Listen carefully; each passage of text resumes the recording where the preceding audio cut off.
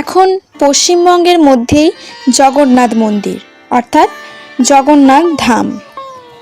এখন দীঘাতেই জগন্নাথ মন্দির প্রতিষ্ঠিত হয়েছে।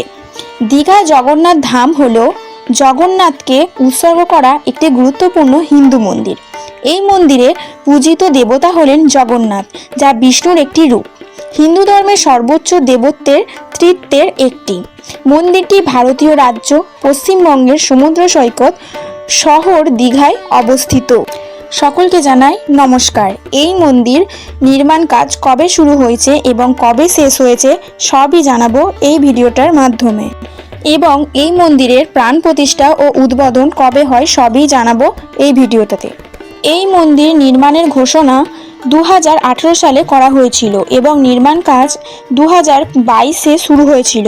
বর্তমানে এই মন্দিরটি হিন্দু যজ্ঞ প্রথমে বাস্তুপুরুষের উদ্দেশ্যে যজ্ঞ হয়েছিল, যার উদ্দেশ্যে ছিল নবনির্মিত ও কাঠামোকে অবদেবতা বা অবশক্তির কবল থেকে মুক্ত করা।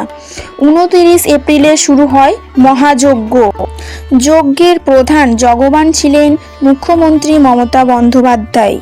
পুরীর জগন্নাথ মন্দিরের প্রধান সেবায়েত রাজেশ দৈতাবতীর নেতৃত্বে পুরোহিতেরা নিম কাঠের তৈরি জগন্নাথ বিগ্রহতে